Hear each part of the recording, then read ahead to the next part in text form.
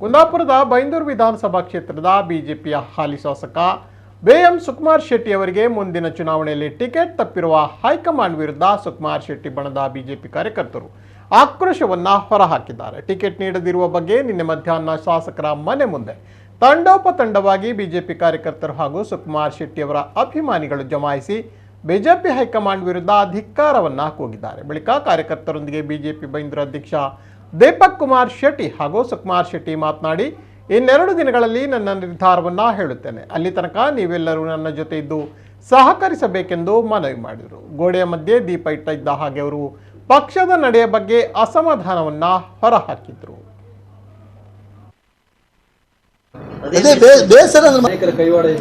ಅದೆಲ್ಲ ಹೇಳುದಿಲ್ಲ, ನಾನು ಹೇಳಲಿಕ್ಕಾಗುತ್ತಾ? ಯಾರ್ದೋ ಕೈವಾಡ ಇದ್ರೆ ಅವ್ರವ್ರಿಗೆ ಆಗುತ್ತೆ, ತೊಂದರೆ ಆಗುತ್ತೆ. ನೀವು ಯಾಕೆ ತಲೆ ಬಿಸಿ ಮಾಡ್ತೀರಿ? ಪಕ್ಷಕ್ಕೆ ಹಿನ್ನಡೆ, ಬೈಂದೂರಿನಲ್ಲಿ ಪಕ್ಷಕ್ಕೆ ಹಿನ್ನಡೆ.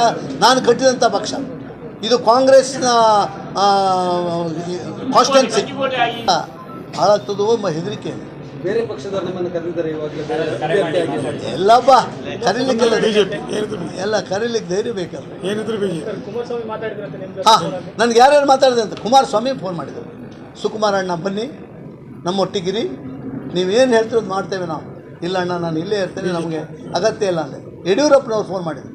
ಸುಕುಮಾರ್ ಶೆಟ್ಟರೆ, ಶಾಂತರಾಗಿರಿ, ನಾವು ಎಷ್ಟೊತ್ತಿಗೂ ನಿಮ್ಮೊಟ್ಟಿಗಿದ್ದೇವೆ, ನಿಮ್ಮ ಮುಂದಿನ ದಿನಗಳಲ್ಲಿ ನಾವು ಸಹಾಯ ಮಾಡ್ತೇವೆ ನಿಮಗೆ ಅಂತ ಹೇಳಿದರು.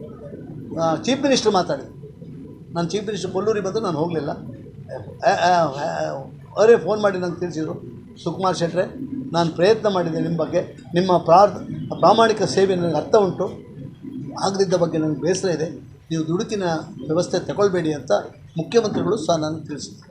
I am happiest man. ಎಲ್ಲರಿಗೂ ತಗೊಳ್ಬೇಕು ನಾನು. ಎರಡು ತಡೀರಿ, ವಿರೋಧ ಅಂತೂ ಮಾಡೋದಿಲ್ಲ.